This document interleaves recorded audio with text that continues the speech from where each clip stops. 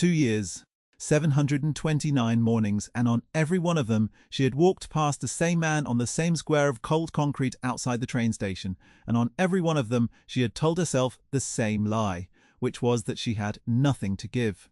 She did not have nothing.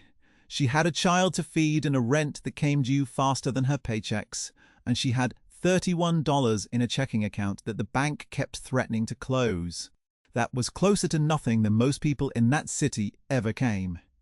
Still, it was not nothing, and she knew it, and the man knew it, and the not giving sat on her like a second coat she could not take off. His name, though she did not learn it for a long time, was Walter. He sat against the brick wall to the left of the station doors with a paper cup between his shoes and a piece of cardboard across his knees, and he never once reached for her, never once called out, never once made her feel the thing that other people on the street made her feel, which was hunted. He just looked up, that was all. He looked up at the faces going by, the way a man looks at weather he cannot change. Her name was Renee.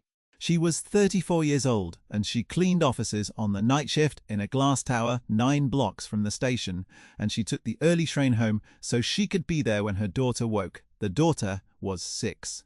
Her name was Joy, and she had been named that on purpose by a mother who had not had much of it and wanted at least to say the word out loud every day. You are going to want to know how this ends. Stay with it. The end of this one is worth the walk. The first time Renee really saw Walter, as opposed to walking past the shape of him, was a Tuesday in the second week of January, so cold the inside of the train windows wore frost like a skin. She came up the stairs from the platform with her hands jammed in her pockets and her breath coming out in clouds, and there he was in a coat that had once been brown and was now the colour of wet ash, and he was shaking, not shivering. Shaking the way a thing shakes when it is using the last of itself to stay upright. And she stopped. She did not mean to. Her feet just stopped. She had $4 in cash folded in the small zip pocket of her bag, money she had set aside for the bus on the day her shoes finally gave out, which she expected would be soon. He could feel the cold coming up through her own thin soles as she stood there. She looked at the $4 in her mind, and she looked at the shaking man, and she did the arithmetic that poor people do, the arithmetic nobody else ever sees, the kind that weighs your own need against the stranger's and comes out wrong by every rule the world teaches and right by some older rule the world forgot. And she crouched down and put 2 of the $4 in the paper cup. He looked at the money, then looked at her. He had pale eyes in a dark weathered face and a short grey beard gone wild at the edges, and when he spoke his voice was rough from disuse and cold. "You don't have to do that," he said. "I know," she said. That was the whole of it. She stood back up and went home to her daughter, and she thought about it the rest of the morning, and she could not have told you why. She did the same the next day. $2. The next. She did not have it to give. She gave it anyway. After the first week it stopped being a decision and became a thing she did, the way she locked the apartment door behind her or checked twice that the stove was off. $2 into the cup. Every morning. On her way home from cleaning other people's mess in a building, she would never be allowed to enter through the front. She learned things slowly in pieces. The way you learn about a person you are not supposed to be talking to. She learned that he had been a carpenter. She learned that he had built staircases, the curved kind, the kind that cost more than her car, in houses she would never see the inside of. She learned this on a morning in March, when she had set the $2 down and he had pointed one cracked finger at the moulding above the station doors, the carved trim nobody ever looked at, and said, "Somebody cut that by hand." You can tell, machine cuts are too clean. A hand leaves a little of itself in the wood. She looked up at the moulding. She had walked under it 1,000 times and never seen it. "You used to do that," she said. It was not a question. "I used to do that," he said. After that, he told her things in small amounts, never all at once, never as a complaint, only as a man returning to the country he came from. He told her how you steam a board to bend it slow, with patience, because wood that you force will crack, and wood that you coax will hold a curve for 100 years. He told her that the secret to a stair that does not creak is not in the tread you see, but in the joint you do not. The hidden work, the part no one will ever look at, done as carefully as the part everyone sees. He held up his hands once in the grey morning light and turned them over, and they were ruined hands, the knuckles swollen, 2 fingers that no longer fully closed, and he did not say anything about them. He just looked at them the way you look at tools that served you well and wore out doing it. And Renee, who cleaned a building full of beautiful things she was not allowed to own, understood him better than she understood almost anyone, because she also did the hidden work, the part no one looked at, the 2 in the morning part, done carefully whether or not it was ever seen. Renee's own situation in those months was its own kind of cold concrete. The night shift cleaning paid $11 an hour, and the agency that hired her took a cut of even that, and her supervisor was a man named Curtis who watched the clock like it owed him money and docked anyone 4 minutes late. She had been 4 minutes late twice that winter, both times because the early train sat dead in a tunnel, and both times Curtis had docked her, and both times she had said nothing, because saying something was a thing you did when you had somewhere else to go, and she did not. She kept a list in her head of what she owed and when. The rent was $940 a month for 1 bedroom she shared with Joy, the 2 of them in the same bed, half the nights because the radiator only reached so far. The electric was 60-some, and it climbed in the months she most needed the heat, the way a bill always seems to know your weakest season. There was a clinic bill from when Joy had the ear infections, a number that had started at 400 and grown teeth in collections. She paid it $10 at a time, which everyone who has never been poor will tell you is foolish, and everyone who has been poor will tell you is the only way the foolishness ever gets paid at all. She had a way of doing the list. She did it on the train, in the dark of the tunnel, when there was nothing in the window but her own face rent on the 1st. Electric on the 9th, $10 to the clinic when there were $10 to give.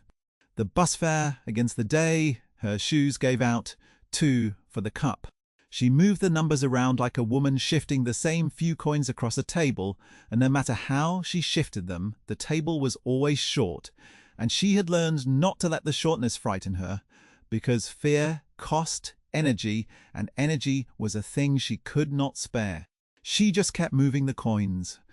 That was the whole of her financial planning, and it was the planning of millions of people, and nobody who has not done it understands how much skill it takes to do it without weeping every single night. And still, every morning, $2 in the cup. There was a stretch in early spring when she almost stopped. Joy's shoes had split at the toe, both of them, and a child cannot wear split shoes to school in the wet.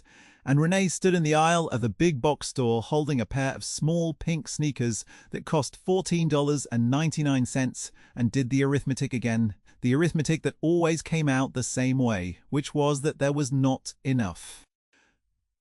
She stood there longer than a person should stand in an aisle.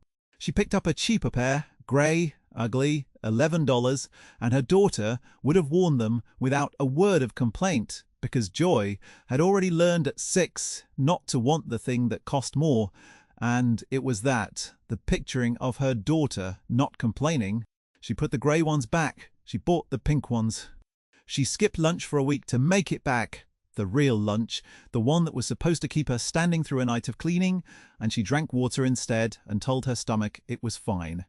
She did not stop the $2.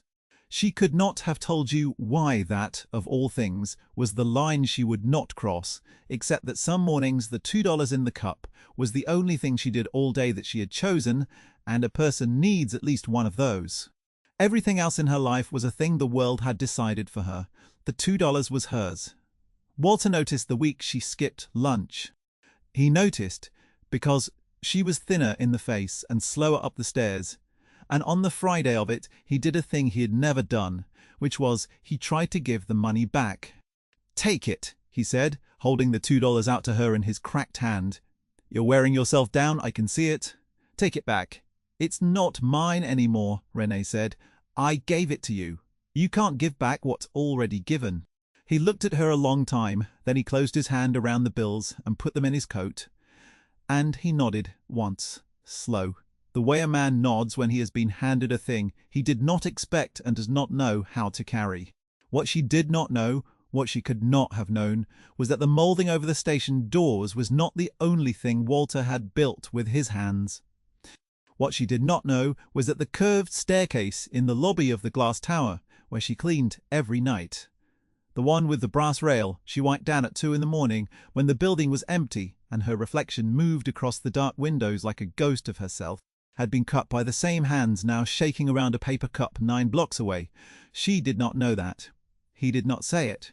There are reasons a man does not say a thing like that, and most of them are about pride, and pride is the last coat a man takes off, long after he has lost all the others. The summer was easier on him and harder on her. Easier on Walter because the concrete held the day's warmth into the night, and a man could sleep without the cold reaching into his chest. Harder on Renee because Curtis cut her hours, citing a slow quarter, and the rent did not cut its hours to match. She found out about the cut on a Thursday when she looked at the schedule taped to the door of the supply closet and saw her name with 3 fewer shifts beside it, and she stood there in the fluorescent hum with a mop bucket cooling at her feet, and felt the math go wrong in her chest before her mind had even caught up to it. She did not say anything to Curtis. She had learned that Curtis fed on the saying. She picked up a second cleaning job on the weekends instead, a diner near the station that closed at midnight and needed its floors and grease traps done after, and she did them, on her knees, with a brush in water gone grey, and she came home at 2 and was up at 6 with joy. And the gap between what she made and what she owed kept its shape, no matter how many hours she poured into it. There were nights that summer she did not sleep at all. She would finish the diner floors and walk the 9 blocks home past the dark station, past the shape of Walter sleeping against the brick, and she would let herself into the apartment as quiet as a thief so as not to wake her daughter. And she would lie down beside Joy in the heat and listen to the small, even breathing of a child who did not yet know how thin the floor was beneath them, and she would think, not in words, exactly, that she would carry the floor on her own back forever, if that was what it took for the breathing to stay even. That is a thing about a certain kind of love. It does not feel like sacrifice from the inside. From the inside, it just feels like the only available direction. It was the diner job that gave her the second thing she ever gave Walter, after the $2. The owner of the diner was a tired woman named Camille who let Renee take home whatever had not sold and would not keep. And on a Sunday in August that was a foil tray of meatloaf and potatoes that would have gone in the trash. Camille pressed it into her hands at the back door without being asked, the way one tired woman gives food to another, no speech about it. Just a tray and a look that said, "Take it before I have to throw it out." Renee carried it 9 blocks out of her way, past the station, the foil warm against her forearm in the dark, and set it down on the concrete next to Walter, who was awake and watching the early light come up grey over the rail yard. "You don't have to do that," he said. It was the same thing he had said the first morning, the same 5 words, and they had a worn place in them now, like a step climbed too many times. "No," she said, same as the first morning. He ate it slowly with the plastic fork she had brought, taking small bites and resting between them the way a person eats who has learned not to trust a full stomach because it does not come often. And she sat down on the concrete next to him, which she had never done, because the early train could wait, one train, and they watched the light come up together.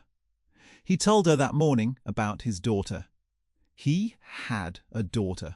She had been a girl about Joy's age once, with a gap in her front teeth and a way of falling asleep in the middle of a sentence, and she used to follow him to the job sites and hand him the wrong tools with such seriousness that he never had the heart to correct her, and she was grown now, somewhere, and he did not know where.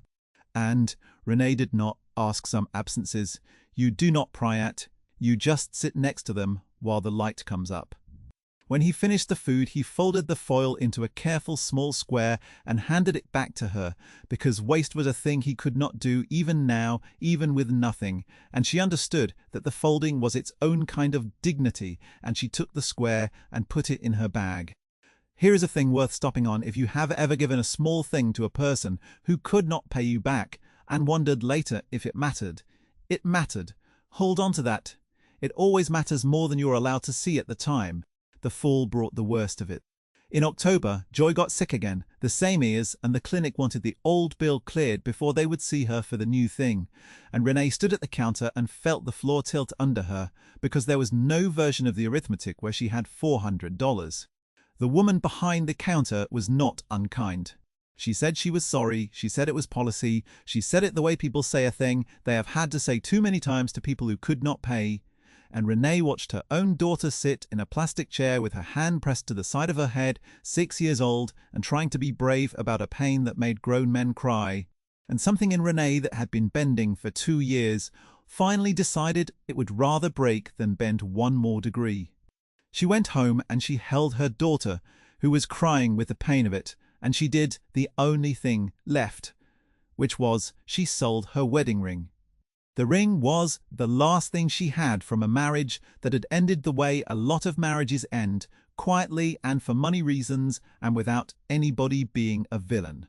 The man at the pawn counter turned it under a lamp and made a face that was meant to look reluctant and gave her $60 for it. It was worth more. She knew it was worth more. She did not argue, because arguing was for people with somewhere else to take the ring, and there was no somewhere else, and the pawnbroker knew it. The way they always know it. $60 cleared enough of the old bill to get Joy seen, and the new antibiotics were 12 more, and she paid that too. And Joy got better within the week, the fever breaking on a Sunday night, while Renee held a cool cloth to her forehead. The ring was gone. Renee did not cry about it until 3 nights later, alone at 2 in the morning, wiping down the brass rail of a curved staircase in an empty glass tower, when it came up on her all at once and she had to sit down on the bottom step until it passed. She cried for about 4 minutes. Then she stood up and finished the rail, because the rail still needed finishing, and that was the truest thing about her whole life in those years, that the rail always still needed finishing, and she always still finished it. She did not stop the $2, even that week, even after the ring. Walter saw the white band on her finger where the ring had been. He did not ask. The next morning, though, when she set the $2 down, there was something already in the cup. A folded square of paper. She thought at first it was trash and almost left it, and then she saw it was folded too carefully for trash, and she took it. It was a drawing, done in pencil, on the back of a flyer somebody had handed him, a drawing of a staircase. The curved kind, the kind that cost more than her car. It was beautiful, the proportion of it, the way the rails swept down and around, and in the corner he had written, in a careful hand that did not match the wildness of his beard, 4 words, for the one climbing. She kept it. She did not fully understand it. She put it in the zip pocket of her bag where the bus money used to go, and she carried it, and on the bad morning she took it out and looked at it, the staircase going up and around to somewhere she could not see, and it helped, in a way she could not have explained to anybody who had never been at the bottom of a thing, looking up. Winter came back around, and with it the anniversary she had not been counting, but her body had. 2 years. The same cold, the same frost on the train windows, the same man on the same square of concrete. She had given him roughly $1,400, 2 at a time, over those 2 years, money she did not have, and she had never once added it up. And if you had added it up for her, she would not have believed you, because nobody who gives $2 at a time ever feels like they have given anything at all. On the morning that made 730 days, something was different, and she felt it before she understood it. There was a car at the curb that did not belong to the street, long and black and clean, with a driver standing beside it in a grey coat, and the driver was looking at Walter. And there was a woman walking toward Walter from the car, a young woman, maybe 30, in a good wool coat, and she was crying, the open kind of crying that people do when they have stopped being able to hold the thing in, and Renee stopped where she always stopped. $2 in her hand, and did not understand.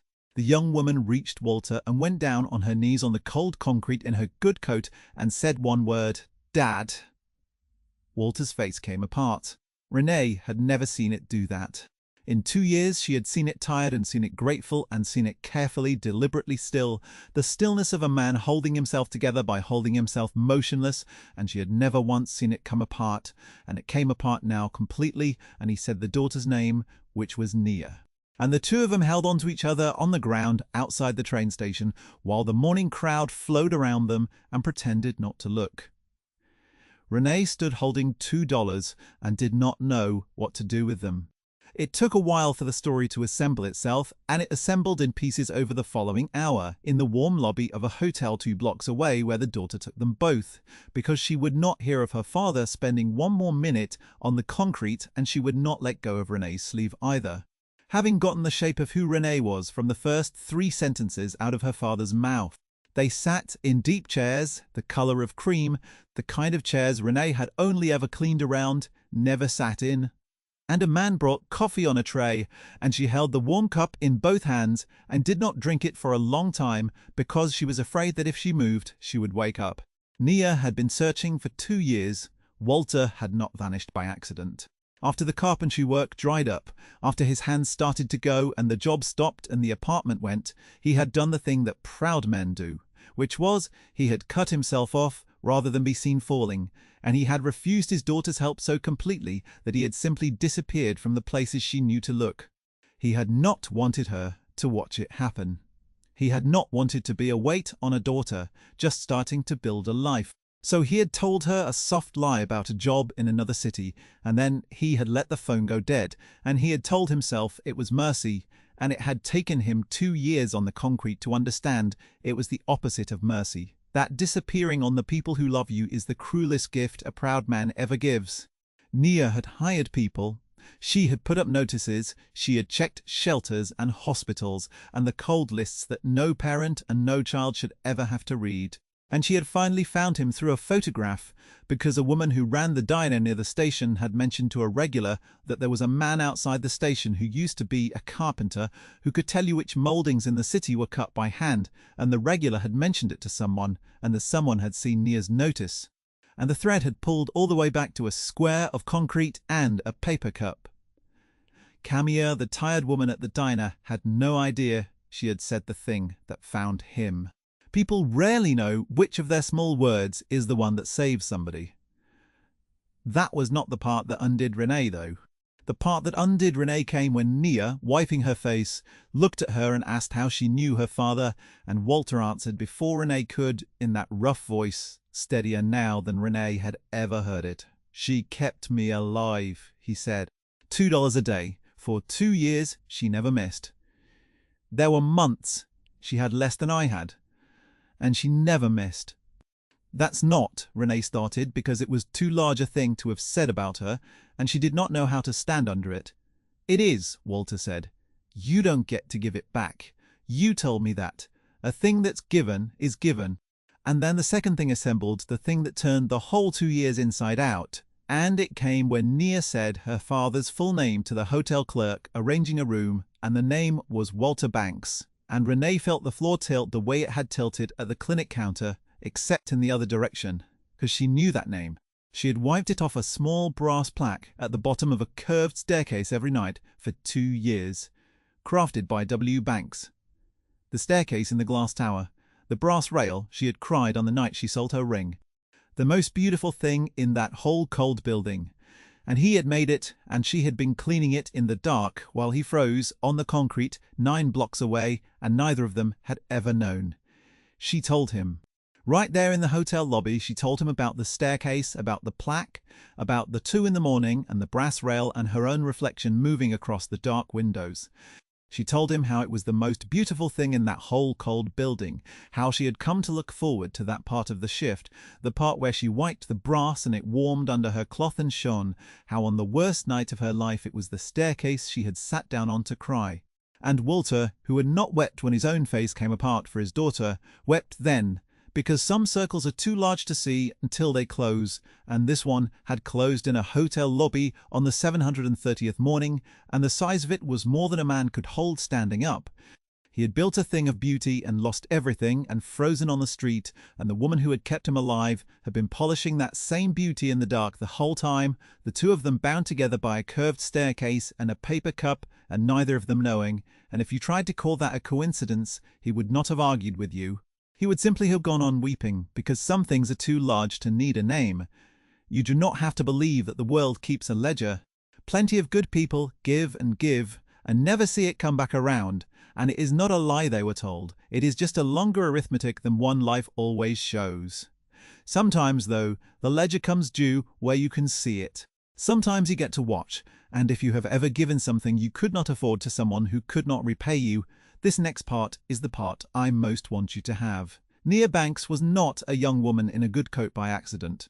The carpentry that had broken her father's body had also, in its better years, built something. And she had taken what he taught her about doing a thing right when no one is watching, and she had built a company out of it, a real one. Restoration work, the careful rebuilding of old buildings that lazier money would have torn down. She had her father's hands and her father's eye, and none of his pride about asking for help, having learned from his disappearance exactly what that pride costs. And she had spent 2 years and a great deal of money looking for him, and she had found him kept alive by a stranger who cleaned offices at night, and she was not a person who let a debt like that sit. It did not happen all at once, because the real things never do, and Renee would not have trusted it if it had. It happened over weeks. First Walter, who would not go to his daughter's house until he had stood one more morning at the station, not begging now, but waiting, freshly shaved, and in a clean coat his daughter had bought him, until Renee came up the stairs from the platform, so he could be the one looking up at her and say thank you while standing on his own feet. She came up the stairs that morning expecting the shape against the brick, and found instead a man standing tall in the cold, and she did not recognize him for a second, and when she did she put her hand over her mouth, and he said her name, just her name, Renee, and then he said, "Thank you, Juan." And it was the first time in 2 years he had been able to say it from above instead of below, and they both knew that the standing up was the whole point of it. Then a job offer for Renee that she nearly refused out of the same pride she had watched nearly kill a man, an office manager position at Nia's company, real hours, real pay, health insurance that would have covered Joy's ears 10 times over. She sat across a desk from Nia and felt the old reflex rise in her, the reflex that said you do not take what you have not earned, the reflex that keeps poor, proud people, poor, and she opened her mouth to say no.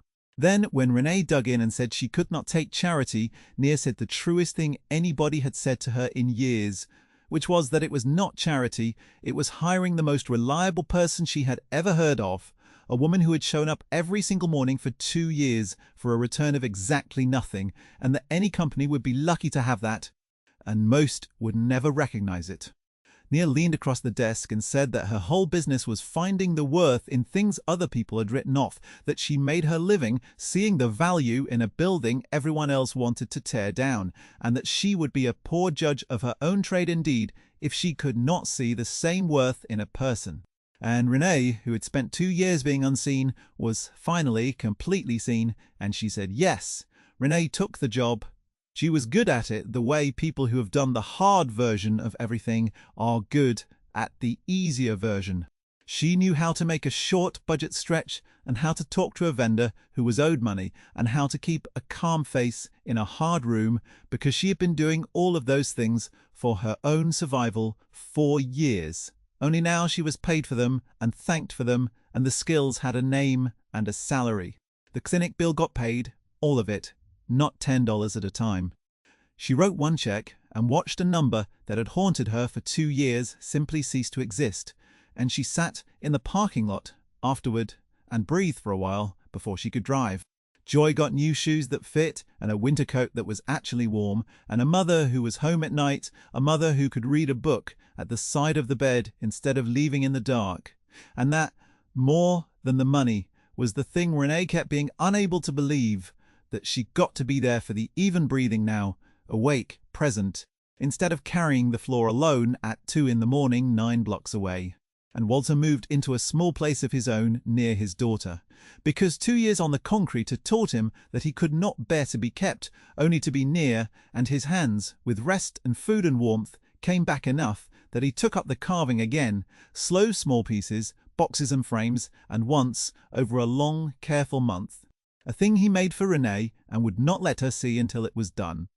He worked at it in the evenings at a small bench Nia had set up for him by a window, and the swollen knuckles loosened a little with the use, the way a tool that is oiled and worked comes back from the edge of ruin, and he would tell Joy, who liked to watch, the same things he had told her mother on the cold mornings about steaming a board to bend it.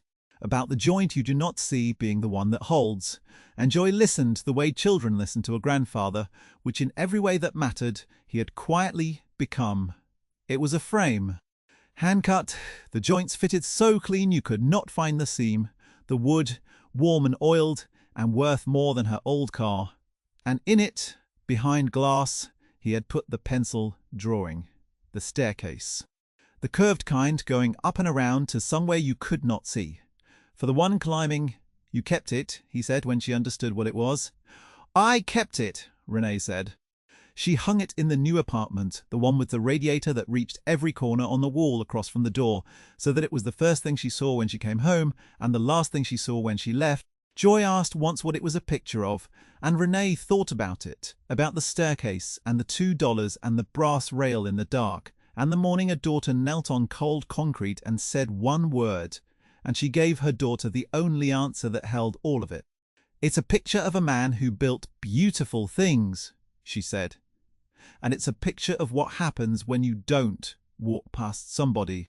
Joy looked at it a while longer, the way a child looks at a thing she will understand fully only much later, and then she went to do her homework at a table in a warm room, and Renee stood and looked at the frame her friend had made, the staircase climbing up out of the dark toward a landing the eye could not quite reach, and she understood.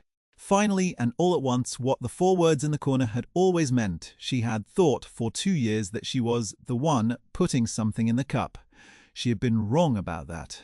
The cup had been putting something back the whole time, $2 a day, into an account she could not see, in a building she was not allowed to enter through the front, and it had come due at last on an ordinary cold morning, the way the truest things always do, while she stood there with $2 in her hand, not understanding, about to find out. The hidden work, the part no one looks at, done carefully whether or not it is ever seen, that was the joint that held the whole staircase up. That was the thing Walter had been trying to tell her in the grey March light when he turned his ruined hands over and said nothing. A hand leaves a little of itself in the wood. A life leaves a little of itself in every small thing it does when no one is watching, and the little bits do not vanish. They gather somewhere out of sight in an account that keeps a longer arithmetic than one cold morning can show, until the morning the account comes due. If somebody ever sat down with you when you had nothing, tell me about them. I would like to know their name. And if you have a little more time tonight and want another one like this, I have the story of the waitress and the folded napkin, and I think you will want to stay for how that one ends too.